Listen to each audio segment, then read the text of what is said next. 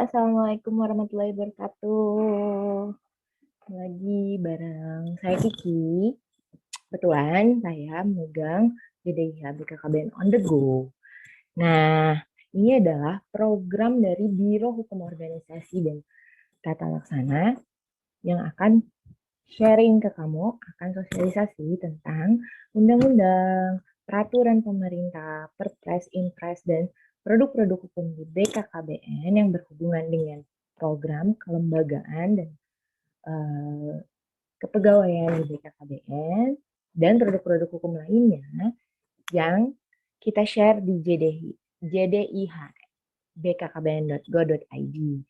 Nah, kali ini saya, Kiki, bakalan mempresentasikan ke kalian Undang-Undang nomor 52 tahun 2009 itu adalah tentang perkembangan kependudukan dan pembangunan keluarga.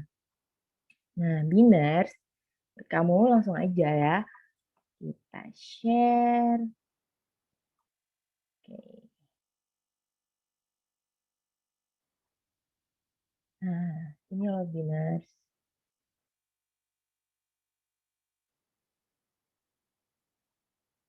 Nah, oke, langsung ya.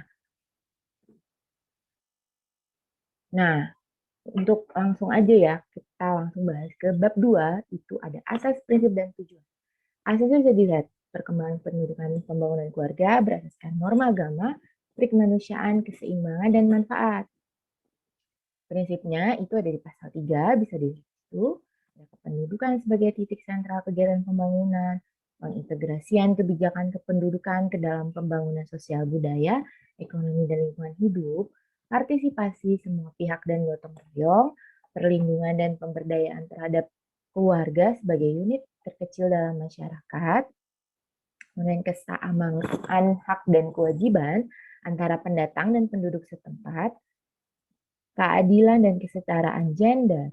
Nah, ini ada tujuan di pasal 4, perkembangan kependudukan bertujuan untuk mewujudkan keserasian, keselarasan, dan keseimbangan antara kuantitas, kualitas, dan persebaran penduduk dengan lingkungan hidup. Pembangunan keluarga juga bertujuan untuk meningkatkan kualitas keluarga agar dapat timbul rasa aman, tentram, dan harapan masa depan yang lebih baik. Nah, kita bisa lihat di sini ada di bab 3 dalam undang-undang ini ada hak dan kewajiban penduduk nih. Hak penduduk itu ada di dalam pasal 5. Nah, hak penduduk dalam penyelenggaraan perkembangan kependudukan dan pembangunan keluarga itu bisa kita lihat nih, ada pertama, membentuk keluarga dan melanjutkan keturunan melalui perkawinan yang sah. Ingat ya, perkawinan yang sah. Memenuhi kebutuhan dasar agar tumbuh dan berkembang, serta mendapat perlindungan bagi pengembangan pribadinya untuk memperoleh pendidikan, mencerdaskan dirinya, dan meningkatkan kualitas hidup. Nah, terus mendapatkan informasi, perlindungan, bantuan untuk mewujudkan hak-hak reproduksi sesuai dengan etika sosial dan norma agama. Kemudian berkomunikasi dan memperoleh informasi kependudukan dan keluarga yang diperlukan untuk mengembangkan pribadi dan lingkungan sosialnya.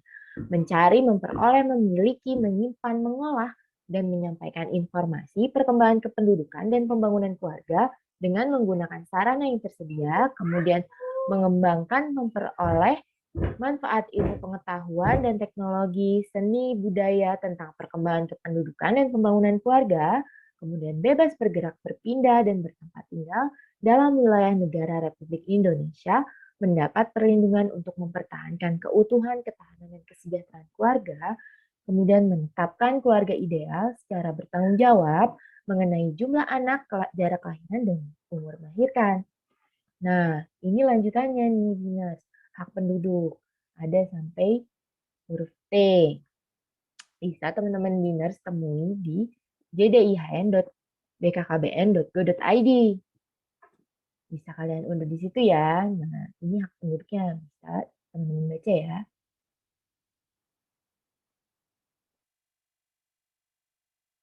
Nah, ini kewajiban penduduk Biners. Ada di pasal 6. Setiap penduduk itu wajib menghormati hak-hak penduduk lain dalam kehidupan masyarakat berbangsa bernegara, berperan serta dalam pembangunan kependudukan, membantu mewujudkan perbandingan yang ideal antara perkembangan kependudukan dan kualitas lingkungan dan sosial ekonomi, mengembangkan kualitas diri melalui peningkatan kesehatan, pendidikan, ketahanan, dan kesejahteraan keluarga. Serta yang terakhir, memberikan data informasi kependudukan dan keluarga yang diminta oleh pemerintah dan pemerintah daerah untuk pembangunan kependudukan sepanjang tidak melanggar hak penduduk. Nah, sekarang apa sih kewenangan dan tanggung jawab pemerintah? Dalam hal ini adalah BKKBN ya, Biners. Nah, pasal 7 ada kewenangan pemerintah. Bisa Biners baca ya di sini. Pemerintah menetapkan kebijakan dan program jangka menengah dan jangka panjang yang berkaitan dengan pengelolaan perkembangan kependudukan dan pembangunan keluarga. Kedua, kebijakan dan program jangka menengah dan jangka panjang sebagaimana dimaksud ayat 1 diintegrasikan dalam pembangunan jangka menengah dan jangka panjang nasional.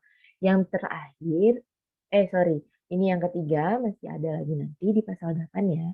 Ketentuan lebih lanjut mengenai kebijakan dan program jangka menengah dan jangka panjang sebagaimana dimaksud pada ayat 1 diatur dengan peraturan pemerintah.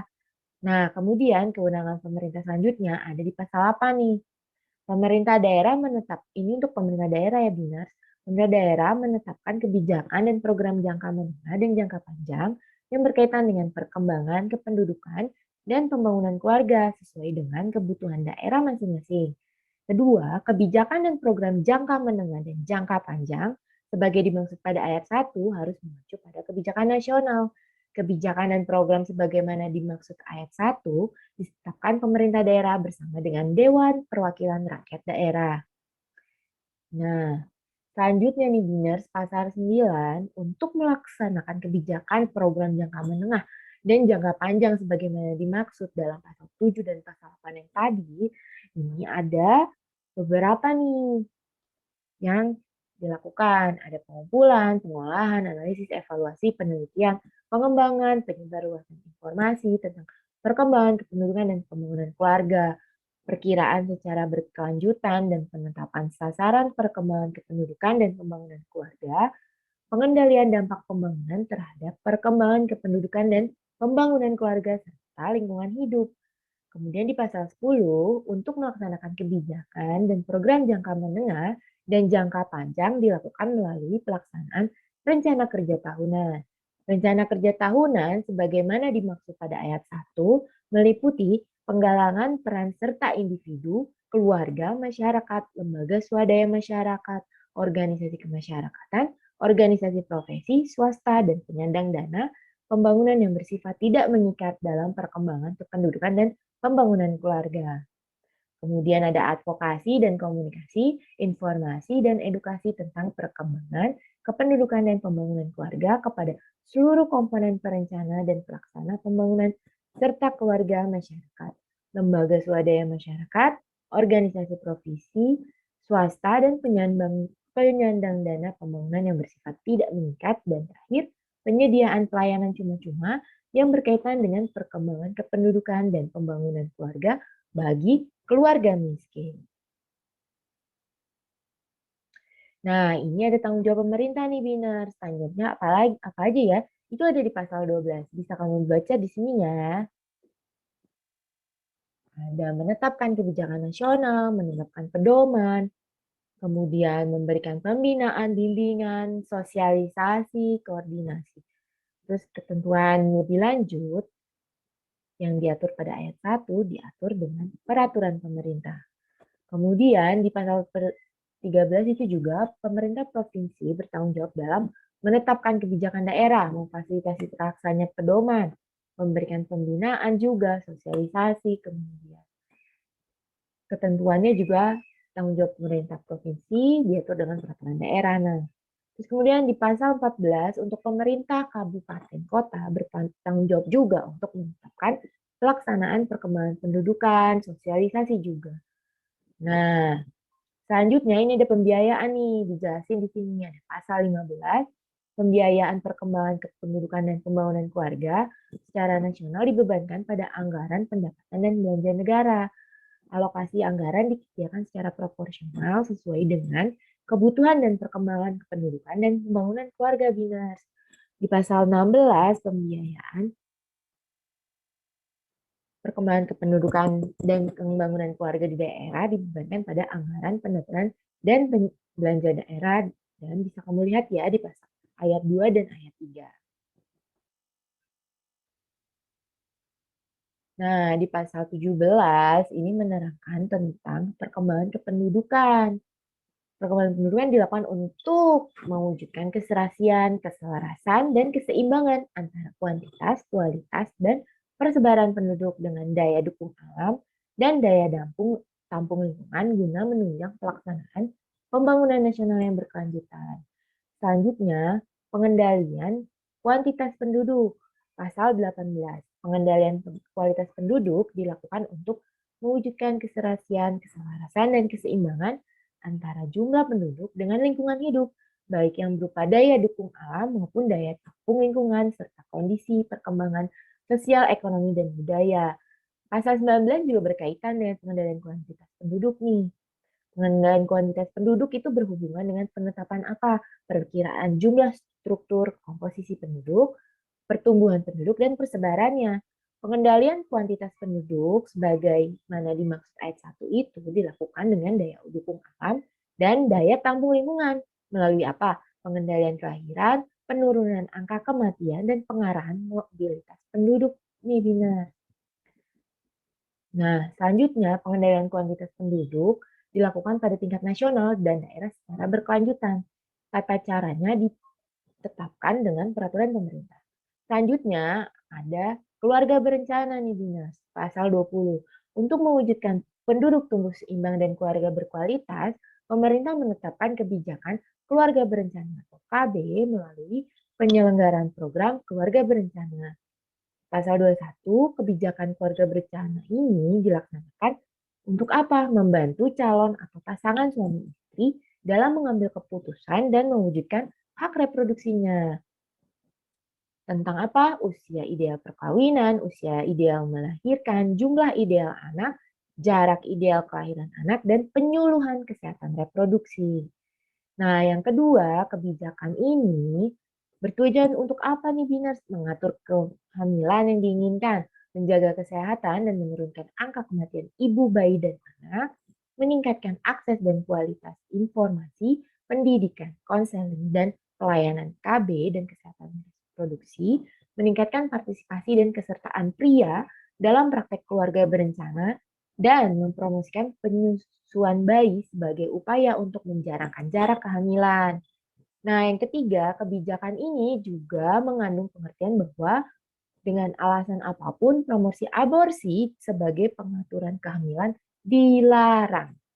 Nah, pasal 22 ayat 1, kebijakan keluarga berencana tersebut dilakukan, upayanya itu dilakukan dengan A. Peningkatan keterpaduan dan peran serta masyarakat, pembinaan keluarga, kemudian pengaturan kehamilan dengan memperhatikan agama, kondisi perkembangan sosial, ekonomi, dan budaya, serta tata nilai yang hidup dalam masyarakat.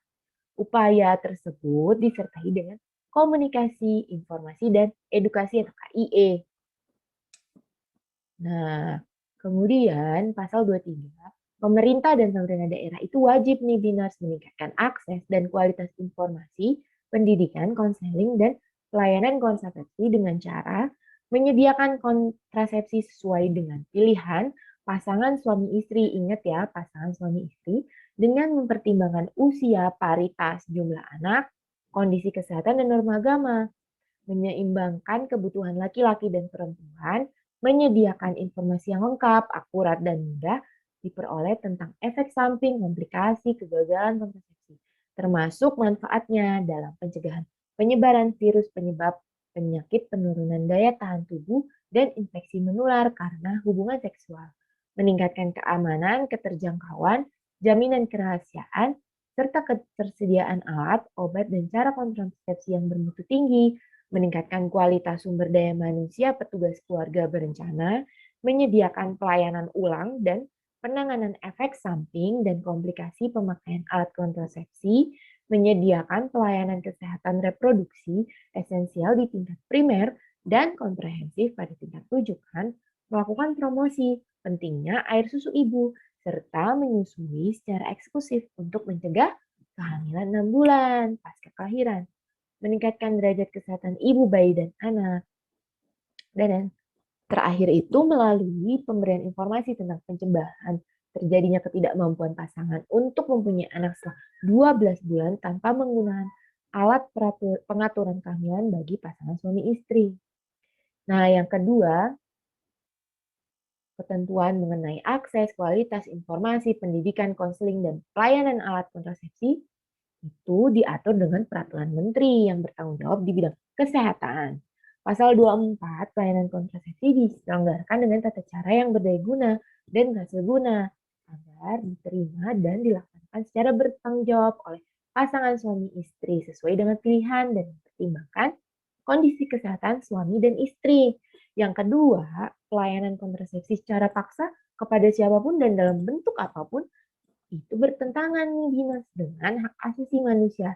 Dan ingat, pelakunya akan dikenakan sanksi sesuai dengan ketentuan peraturan perundang-undangan. Nah, penyelenggaraan pelayanan kontrasepsi ini juga dilakukan dengan cara dipertanggungjawabkan dari segi agama, budaya, etika, serta kesehatan. Pasal 25 nih, suami dan istri mempunyai kedudukan, hak, kewajiban yang sama dalam melaksanakan keluarga berencana. Nah, dalam menentukan cara KB sebagaimana maksud ayat 1 tadi, pemerintah wajib binars untuk menyediakan bantuan pelayanan kontrasepsi bagi suami dan istri. Di pasal 26 menjelaskan bahwa penggunaan alat, obat, dan cara kontrasepsi yang menimbulkan risiko terhadap kesehatan dilakukan atas persetujuan suami dan istri setelah mendapat informasi dari tenaga kesehatan yang memiliki keahlian dan kewenangan untuk itu. Tata cara penggunaan alat, obat, dan cara kontrasepsi yang dimaksud tadi dilakukan menurut standar profesi kesehatan sesuai dengan ketentuan peraturan perundang-undangan. Nah, ketentuan lebih lanjut untuk tata cara penggunaan alat, obat, dan cara kontrasepsi itu diatur dengan peraturan menteri yang bertanggung jawab di bidang kesehatan. Pasal 27 menjelaskan bahwa setiap orang dilarang memalsukan dan menyalahgunakan alat, obat, dan cara kontrasepsi di luar tujuan dan prosedur yang ditetapkan. Pasal 28, penyampaian informasi, peragaan alat, obat, dan cara kontrasepsi hanya dapat dilakukan oleh, ingat ya, tenaga kesehatan dan tenaga lain yang terlatih, serta dilaksanakan di tempat dan dengan cara yang layak. Nah, pasal 29, pemerintah dan pemerintah daerah mengatur pengadaan dan penyebaran alat dan obat kontrasepsi berdasarkan keseimbangan antara kebutuhan, penyediaan, pemerataan pelayanan sesuai dengan ketentuan peraturan perundang-undangan. Pemerintah dan pemerintah daerah itu wajib binars menyediakan alat dan obat kontrasepsi bagi penduduk miskin. Penelitian dan pengembangan teknologi alat, obat, dan cara kontrasepsi dilakukan oleh pemerintah dan pemerintah daerah atau masyarakat berdasarkan ketentuan peraturan perundang-undangan. Nah, selanjutnya dalam perkembangan pendidikan ini membahas tentang penurunan angka kematian. Pada pasal 30 dijelaskan bahwa pemerintah menetapkan kebijakan penurunan angka kematian untuk mewujudkan pertumbuhan penduduk tumbuh seimbang dan berkualitas pada seluruh dimensinya. Nah, yang dimaksud penurunan angka kematian ini adalah pemberian prioritas pada penurunan angka kematian ibu waktu hamil, ibu melahirkan, pasca persalinan, dan bayi serta anak. Ya, kebijakan penurunan angka kematian ini diselenggarakan oleh pemerintah, pemerintah daerah, dan masyarakat melalui upaya promotif, preventif, kuratif, dan rehabilitatif sesuai dengan ketentuan peraturan perundang-undangan dan norma agama. Pasal 31 menjelaskan bahwa kebijakan penurunan angka kematian sebagaimana dimaksud pasal 30 dilaksanakan dengan memperhatikan apa nih Dinas? Kesamaan hak reproduksi, pasangan suami istri, keseimbangan akses dan kualitas informasi, pendidikan, konseling, dan pelayanan kesehatan khususnya cash pro bagi ibu, bayi, dan anak, pencegahan dan pengurangan resiko kesakitan dan kematian, dan terakhir partisipasi aktif keluarga dan masyarakat. Selanjutnya di pasal 32 ayat 1, pemerintah dan pemerintah daerah melakukan pengumpulan data dan analisis tentang angka kematian sebagai bagian dari perkembangan kependudukan dan pembangunan keluarga. Pemerintah juga wajib melakukan penyusunan pedoman dan pelaporan pemantauan dinas. Nah, ketentuannya diatur lagi dah. Ketentuan cara pengumpulan data dan proyeksi kependudukan tentang angka kematian diatur dengan peraturan pemerintah. Nah, selanjutnya dibahas tentang mobilitas penduduk nih, Biner. Di pasal 33 dijelaskan bahwa pemerintah menetapkan pengarahan mobilitas penduduk dan atau penyebaran penduduk untuk mencapai persebaran penduduk yang optimal didasarkan pada keseimbangan antara jumlah penduduk dengan daya dukung alam dan daya tampung lingkungan. Kebijakan pengarahan mobilitas penduduk dan atau penyebaran penduduk meliputi mobilitas internal dan mobilitas internasional dilaksanakan pada tingkat nasional dan daerah, serta ditetapkan secara berkelanjutan. Pengarahan mobilitas penduduk internal sebagaimana dimaksud ayat 2 tadi, meliputi apa aja nih, Biners? Pengarahan mobilitas penduduk yang bersifat permanen dan non-permanen, pengarahan mobilitas penduduk dan persebaran penduduk ke daerah penyangga, dan ke pusat pertumbuhan ekonomi baru dalam rangka pemerataan pembangunan antar provinsi. Kemudian penataan persebaran penduduk melalui kerjasama antar daerah. Pengarahan mobilitas penduduk dari pedesaan ke perkotaan atau urbanisasi, dan penyebaran penduduk ke daerah perbatasan antar negara dan daerah tertinggal, serta pulau-pulau kecil terluar. Pengarahan mobilitas penduduk internasional sebagaimana dimaksud ayat 2 itu dilakukan melalui kerjasama internasional dengan negara pengirim dan penerima migran internasional ke dan dari Indonesia sesuai dengan perjanjian internasional yang telah diterima dan disepakati oleh pemerintah. Nah, ketentuan lebih lanjut tentang ini diatur dalam peraturan pemerintah. Pasal 34, kebijakan mobilitas penduduk dilaksanakan dengan menghormati hak penduduk untuk bebas bergerak, berpindah, dan bertempat tinggal dalam wilayah negara Republik Indonesia. Nah, pasal 35, pemerintah daerah menetapkan kebijakan mobilitas penduduk. Nah, kebijakan ini ditetapkan sepanjang tidak bertentangan dengan kebijakan nasional. Pasal 36, perencanaan pengarahan mobilitas penduduk dan atau penyebaran penduduk dilakukan dengan menggunakan data dan informasi dan penyebaran penduduk dengan memperhatikan rencana tata ruang wilayah. Pengembangan sistem informasi kesempatan kerja yang memungkinkan penduduk untuk melakukan mobilitas ke daerah tujuan sesuai dengan kemampuan yang dimilikinya.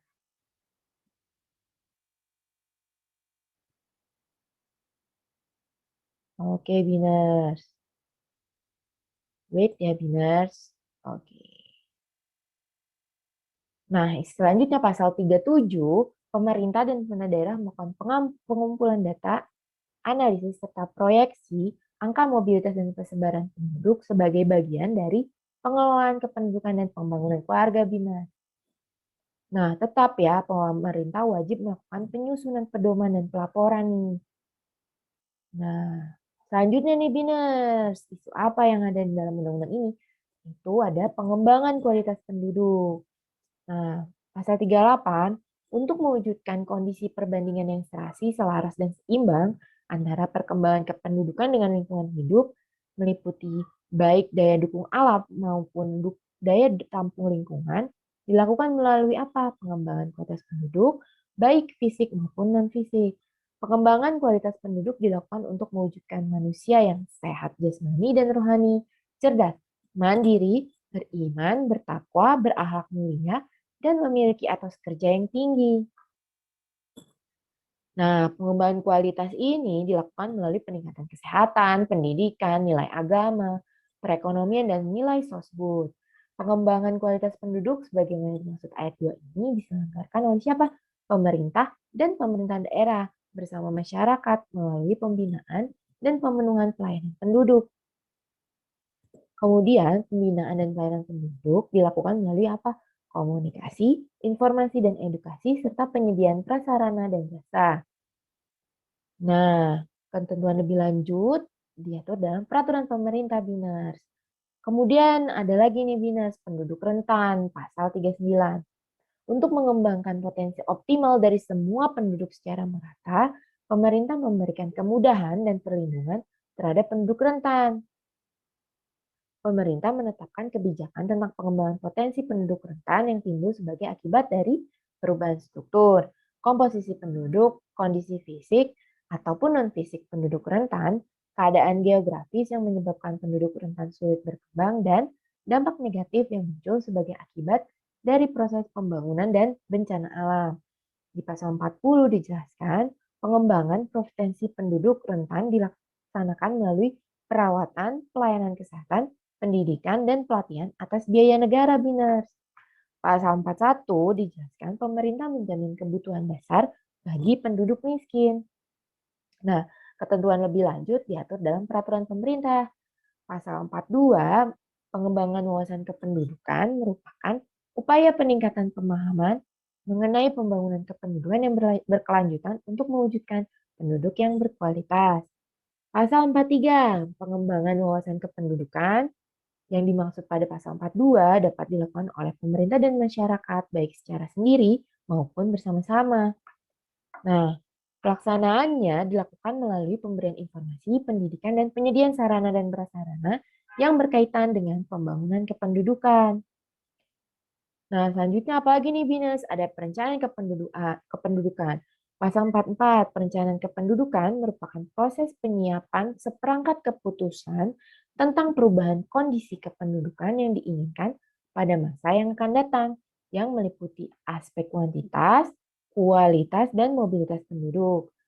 Nah, pasal 45, perencanaan kependudukan dilakukan dengan menetapkan sasaran kuantitas, kualitas, dan mobilitas penduduk beserta langkah pengelolaan perkembangan penduduk di suatu daerah pada masa yang akan datang. Pasal 46, perencanaan kependudukan dilakukan pada lingkup nasional, provinsi, dan kabupaten kota dengan periode jangka menengah dan atau jangka panjang. Perencanaan kependudukan ini diarahkan untuk menghasilkan rencana strategis untuk pengelolaan kuantitas, kualitas, dan mobilitas penduduk. Rencana strategis itu diintegrasikan dan diimplementasikan ke dalam sistem perencanaan, pelaksanaan, dan evaluasi pembangunan daerah dan sektoral. Waktu penyusun perencanaan kependudukan ini dilaksanakan selamat-lambatnya bersamaan dengan waktu perencanaan pembangunan jangka menengah dan atau jangka panjang. Nah, selanjutnya diatur dalam peraturan presiden. Nah, bab 7 nih Biners, ada tentang pembangunan keluarga di pasal 47 ayat 1. Pemerintah dan pemerintah daerah menetapkan kebijakan pembangunan keluarga melalui pembinaan ketahanan dan kesejahteraan keluarga. Nah, ini dimaksudkan untuk mendukung keluarga agar dapat melaksanakan fungsi keluarga secara optimal. Pasal 48, kebijakan pembangunan keluarga melalui pembinaan ketahanan dan kesejahteraan keluarga dilaksanakan dengan cara apa aja nih, Biners? Pertama, peningkatan kualitas anak dengan pemberian akses informasi, pendidikan, penyuluhan, dan pelayanan tentang perawatan, pengasuhan, dan perkembangan anak. Peningkatan kualitas remaja dengan pemberian akses informasi, pendidikan, konseling, dan pelayanan tentang berkehidupan keluarga. Kemudian, peningkatan kualitas hidup lansia agar tetap produktif, dan berguna bagi keluarga dan masyarakat dengan pemberian kesempatan untuk berperan dalam kehidupan keluarga. Lalu, pemberdayaan keluarga rentan dengan memberikan perlindungan dan bantuan untuk mengembangkan diri agar setara dengan keluarga lainnya. Kemudian, peningkatan kualitas lingkungan keluarga. Peningkatan akses dan peluang terhadap penerimaan informasi dan sumber daya ekonomi melalui usaha mikro keluarga, pengembangan cara inovatif untuk memberikan bantuan yang lebih efektif bagi keluarga miskin, dan terakhir penyelenggaraan upaya penghapusan kemiskinan, terutama bagi perempuan yang berperan sebagai kepala keluarga. Nah, ketentuan lebih lanjut ini diatur dalam peraturan menteri yang terkait sesuai dengan kewenangannya. Nah, bab 8 ada data dan informasi kependudukan nih, Biners. Pasal 49, pemerintah dan pemerintah daerah wajib mengumpulkan, mengolah, dan menyajikan data informasi mengenai kependudukan dan keluarga. Sebagaimana dimaksud pada ayat 1, dilaksanakan melalui apa nih, Binars? Sensus, survei, dan pendataan keluarga. Data dan informasi kependudukan dan keluarga wajib digunakan oleh pemerintah dan pemerintah daerah sebagai dasar penetapan kebijakan, penyelenggaraan, dan pembangunan. Nah, pasal 50 menjelaskan bahwa pemerintah dan pemerintah daerah pemerintah dan pemerintah daerah menyelenggarakan dan mengembangkan sistem informasi kependudukan dan keluarga secara berkelanjutan serta wajib mendukung terkumpulnya data dan informasi yang diperlukan. Pemerintah daerah wajib ya Binars melaporkan data dan informasi kependudukan dan keluarga kepada pemerintah. Nah, pemerintah wajib menyebarluaskan kembali data dan informasi yang terkumpul pada tingkat nasional untuk dipisah-pisahkan dan dianalisis untuk keperluan perbandingan pengelolaan kependudukan antar daerah dalam bentuk laporan neraca kependudukan dan pembangunan. Ketentuan lebih lanjut tentang ini diatur dengan peraturan pemerintah. Nah, pasal 51 dalam rangka meningkatkan keadilan dan kesetaraan gender, pengumpulan, analisis, dan penyebaran informasi tentang kependudukan dan keluarga harus mempertimbangkan jenis kelamin. Pasal 52, pemerintah dan pemerintah daerah melakukan pengumpulan data, analisis, dan proyeksi angka kelahiran sebagai bagian dari pengelolaan kependudukan dan pembangunan keluarga. Nah, ini bab 9 Binars tentang kelembagaan, nama dan kedudukan. Di pasal 53 menjelaskan, dalam rangka pengendalian penduduk dan pembangunan keluarga, dengan undang-undang ini dibentuk Badan Kependudukan dan Keluarga Berencana Nasional yang selanjutnya disingkat BKKBN. Jadi ya Binars, BKKBN ini bukan badan koordinasi lagi, tapi semenjak undang-undang ini disahkan, BKKBN menjadi Badan Kependudukan dan Keluarga Berencana Nasional. Ingat ya, jangan salah lagi loh. Nah, BKKBN yang dimaksud pada ayat 1 tadi merupakan lembaga pemerintah non-kementerian atau LPNK yang berkedudukan di bawah Presiden dan bertanggung jawab kepada Presiden. Pasal 54, dalam rangka pengendalian penduduk dan penyelenggaraan keluarga berencana di daerah, pemerintah daerah membentuk Badan Kependudukan dan Keluarga Berencana Daerah yang selanjutnya disingkat BKKBD di tingkat provinsi dan kabupaten atau kota. Nah, BKKBD sebagaimana dimaksud yang tadi, dalam melaksanakan tugas dan fungsinya memiliki hubungan fungsional dengan BKKBN. Pasal 55, BKKBN berkedudukan di Ibu Kota Negara Republik Indonesia. Sedangkan BKKBD berkedudukan di Ibu Kota Provinsi dan Kabupaten Kota.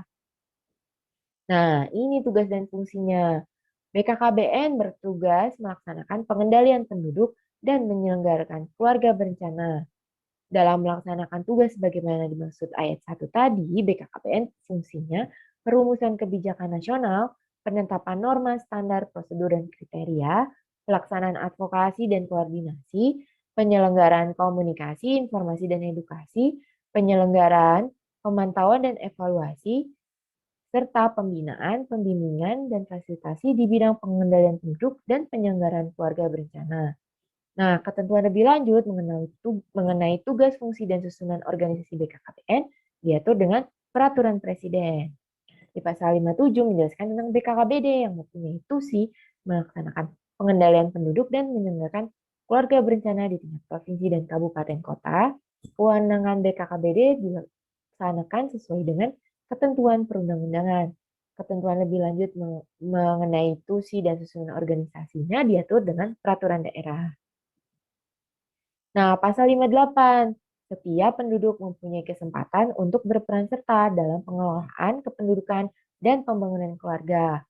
Nah, peran serta ini dilakukan oleh individu, lembaga swadaya masyarakat, organisasi kemasyarakatan, organisasi profesi, dan pihak swasta. Nah, ini bab 11 nih. Nah, ya, tadi peran serta masyarakat bab 10 ya, Binar. Ini bab 11, ketentuan perahlian.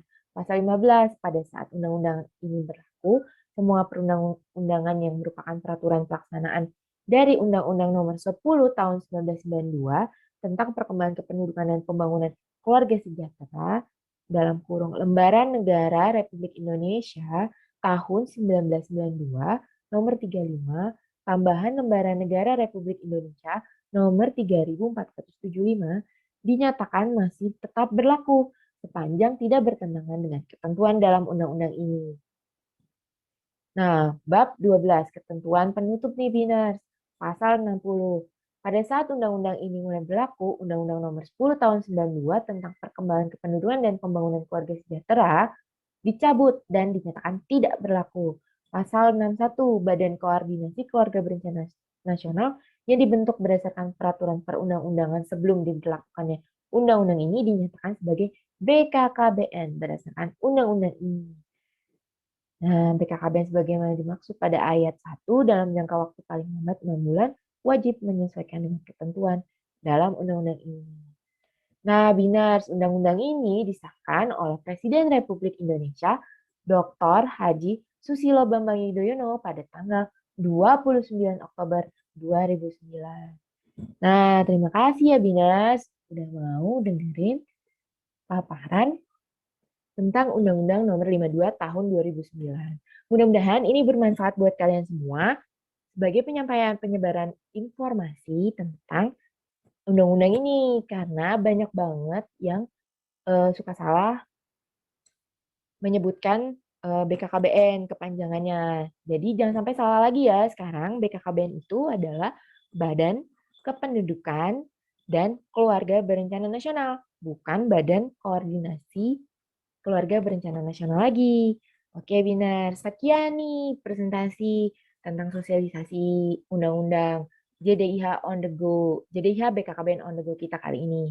Next, kita bakalan memaparkan peraturan-peraturan lain yang berkaitan dengan kelembagaan BKKBN dan program-programnya. Semoga teman-teman Binar terinformasi dengan baik ya untuk mengunduh Undang-Undang 52 tahun 2009 ini. Teman-teman Biners bisa akses www.jdih.bkkbn.go.id. Di situ Biners bisa searching undang-undang ini dan bisa tahu lebih lengkap. Sebenarnya tadi udah lengkap banget, saya cuma bacain yang inti-intinya aja tentang substansialnya. Nah, terima kasih banyak Bina sudah mantengin channel kita di Hukor BKKBN. Sampai ketemu lagi ya Binar. Akhir kata, oh iya jangan lupa kalau mau komen silakan ke kolom komentar kita dan nanti kita bakalan insya Allah bakal kita jawab. Dan kemudian jangan lupa like, subscribe, and comment. Akhir kata, saya Rizky Fauzia, bisa dipanggil Kiki, mengucapkan terima kasih. Wassalamualaikum warahmatullahi wabarakatuh.